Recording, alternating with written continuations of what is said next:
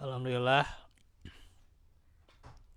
alladzi arsala rasulahu bil huda wa dinil haq liyudhhirahu 'alad dini kullih kafa billahi syahida asyhadu an la ilaha illallah wahdahu la syarikalah wa asyhadu anna muhammadan abduhu wa rasuluh alladzi la nabiyya ba'da. Alhamdulillah ikhwatu fillah, pada hari ini di hari Selasa kita bertemu lagi di pelajaran pokok-pokok keimanan atau dari pembahasan usulul iman yang kita melanjutkan masih rukun iman yang keempat, iman kepada Rasul, bahwa cakupan iman kepada Nabi dan Rasul di poin selanjutnya menjelaskan sesungguhnya kenabian tidak bisa didapatkan dengan beribadah dan amal soleh maupun usaha keras. Ia merupakan pemberian dan karunia yang Allah berikan kepada para hambanya yang dikehendakinya. Nah, ini sudah dijelaskan di dalam penjelasan anugerah kenabian ya, yang dimana walaupun seseorang punya keimanan, amal soleh ya, atau katakan pula ibadah ya, namun ketika Allah tidak mengangkatnya sebagai seorang nabi, kecuali di zaman ini banyak nabi jadi-jadian gitu ya. Jadi banyak nabi jadi-jadian ya, gitu ya, mengaku nabi ya. Ya banyak.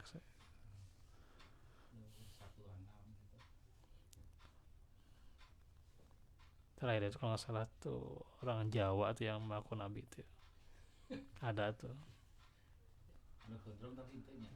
Kalau yang ngendrong yang itu yang bahasa semut gitu. Ya katanya bisa bahasa semut, itu mah nggak sampai mengaku nabi, cuman agak berlebihan juga, dia kan bisa bahasa semut, terus juga bisa kontrak dengan malakul maut ya, terus juga iya banyak yang suka, beda kalau alam ya, itu kan pemahaman yang tidak benar juga kan gitu. Bagaimana ketika ya bahasa semut ya itu hanya Nabi Sulaiman kan, dari dikasih tahu kalau Nabi Sulaiman kan sudah dijelaskan ya bahasa binatang, tapi kalau bahasa binatang dikasih oleh zaman sekarang ya, oleh orang zaman sekarang nggak mungkin juga ya gitu, karena ya itu sudah tertutup ya gitu.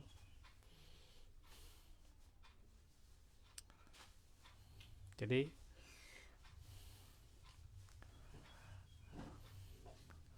adanya orang-orang yang mengaku nabi ya, ya pasti bohong, pasti bohong ya. Iya itu kan Muhammad itu sebagai apa kemarin, khatamun nabiyyin ya. Dan juga bahwa kenabian itu bukan gelar jabatan ya. Kalau ngaku wali mah. Nah kalau wali ya Masih bisa ya. Wali itu kan orang yang beriman dan bertakwa ya, bisa jadi gitu ya. Tapi ya tetap orang itu ya sehebat apapun itu bukan dia kehebatannya sesoleh dia, bukan ya, tapi itu adalah pertolongan Allah Subhanahu wa taala. taufik hidayah dari Allah ya gitu.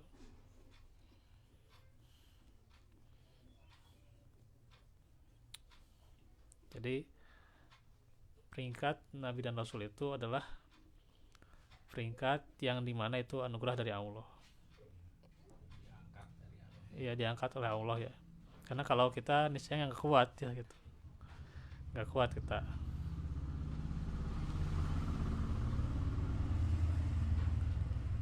Mungkin seperti di kita misalnya mana mau gitu ya menerima risalah kenabian gitu ya, kemudian diuji gitu ya, diujinya apa kayak Nabi Nuh nanti diujinya kalau mau gitu ya kan berat ya, kayak Nabi Nuh udah nanti dikasih banjirnya itu bukan banjir se alam Bandung bukan, tapi banjir sedunia gitu ya kan itu nggak kuat kitanya itu ya, bukan banjir yang ini kan sekarang digosipkan atau diviralkan Jakarta ya, tapi bisa nggak kalau kita mendapatkan ujian seperti itu ya, seperti ujian Nabi Nuh atau seperti ujian Ibrahim gitu ya, ya kita nggak mau gitu ya anak sendiri disembelih gitu ya nah itu ya itu, atau ujian seperti para nabi bagaimana diancam pembunuhan ya gitu, karena kan bukan hanya dari umatnya tapi dari keluarganya sendiri gitu ya gitu, masya Allah ya kan berat ya. Kan dia Nabi Muhammad dari keluarganya sendirinya Iya. pamananya. Abu Thalib itu sana pamanannya galak. Abu Thalib membageri Abu Lahab itu yang mengancam Nabi teh, yang mengancam Nabi Muhammad Abu Lahab. Ngasuh ya. Iya. Tapi mumpung kalau sudah dicekek ini di tenggorokan tapi minta asyhadu alla ilaha illallah mau. Jadi itulah kenabian hanyalah Allah yang memberikan anugerah ya, dan Nabi Muhammad sebagai penutup para nabi ya, tidak ada lagi nabi setelahnya ya.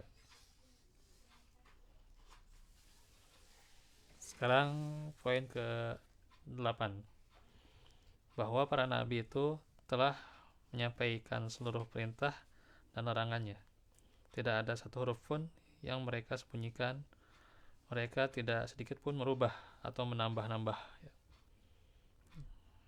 atau menguranginya. Maka tidak ada kewajiban bagi Rasul itu kecuali hanya menyampaikan apa yang diperintahkan. Nah itu ya, jadi Rasul itu menyampaikan apa yang diperintahkan padanya ya, tidak mungkin ditambah atau disembunyikan ya, atau dikurangi satu huruf pun ya gitu. Bagaimana kita tahu bagaimana keutamaan Al-Quran ya, hurufnya saja luar biasa itu ya. Ya walaupun kalau satu huruf, dua huruf belum bisa menjadi arti ya kalau dipisahkan ya gitu. Tapi kalau sudah digabungkan misalnya dari kata min, nah, min itu ada artinya min itu ya, dari gitu ya. Dari kata ala, ala itu ya ke atas atau di atas ya, kan ada artinya. Tapi dari hurufnya saja, nah itu Alif udah ada artinya ya. alif belum ada artinya. Alif juga itu sama, masih huruf ya. Oh, huruf ya. Ya, kecuali kalau digabung dengan kata yang lain atau digabung dengan huruf yang lain ya gitu. Kecuali kalau alifnya itu berharokat fathah, nah baru hamzah ya, hamzah berharokat fathah itu artinya Dia jeung alif bacana sama. ya sama aja, hamzah alif sebenarnya sama aja. A-nya. Ya, kalau dibaca A berarti artinya apakah, bisa itu ya, satu kata itu ya. Ada yang satu kata, tapi kalau sudah diharokat ya, itu antum, apakah engkau gitu ya, itu antum.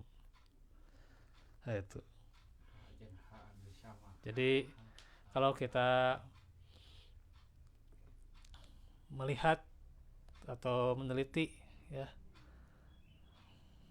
bagaimana huruf-huruf Al-Quran itu ya, melalui bahasa agungnya, yaitu bahasa Arab, tentu kita akan tahu bagaimana Masya Allah ya, Allah berikan wahyu ini ya, dibawa oleh Nabi Muhammad, disampaikan kepada kita ya. Masya Allah, Al-Quran luar biasa ya, tidak ada satupun huruf yang tertinggal ya.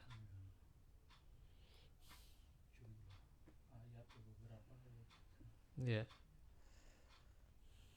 Nah, bisa dilihat di surah Al-Haqqah ya, Al-Haqqah surah ke-69. Walau taqawwala alaina ba'dal aqawil la akhadna minhu bil yamin tsumma laqata'na minhul watin ya. Dan sekiranya dia Muhammad mengadakan sebagian perkataan atas nama kami, pasti kami pegang dia pada tangan kanannya, kemudian kami potong pembuluh jantungnya. Masya Allah. Terus apa lagi? Fama minkum min ahadin anhu hajizin ya. Maka tidak seorang pun dari kamu yang dapat menghalangi kami untuk menghukumnya. Nah, ini sudah Allah langsung digituin ya. Kalau misalnya Muhammad ya, misal Muhammad ini misal bukan artinya ini ya gitu.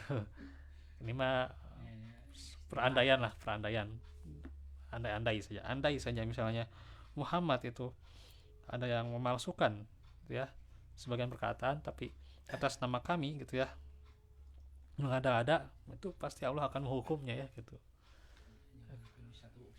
Ya walaupun hanya satu surat atau satu huruf gitu ya gitu ya, artinya jelas tuh ya, jelas Nabi Muhammad tidak mungkin ya, karena itu sifat Nabi dan Rasul ya, tidak mungkin menyembunyikan atau menambah-nambah ya. Karena sifatnya tablik ya, menyampaikan sesuai apa yang diajarkan. Kalau jujur amanah atau amanah ya. Jujur sidik. Sidik.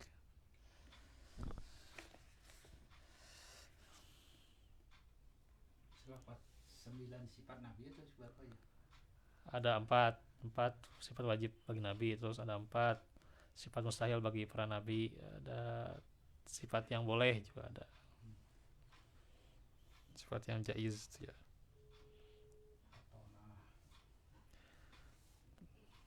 Terus yang ke-9, bahwa para nabi itu berada di atas kebenaran ya. Mereka berjalan di atas petunjuk Allah ya, jelas bagaimana para nabi itu senantiasa dalam petunjuk Allah Subhanahu wa taala.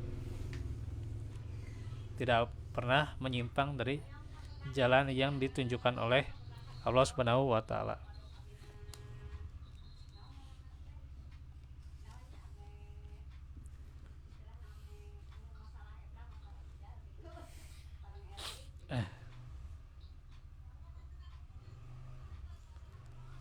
Nah, itu perkara yang ke-9. Perkara yang ke-10, bahwa Allah telah menjadikan Nabi Ibrahim sebagai Khalilullah ya, kekasihnya, sebagaimana Allah menjadikan Rasulullah sebagai kekasihnya. Wattakhadallahu Ibrahima Khalila ya gitu, dalam surah An-Nisa ayat 125 ya, bahwa Nabi Ibrahim sudah Allah ambil menjadi kekasihnya ya.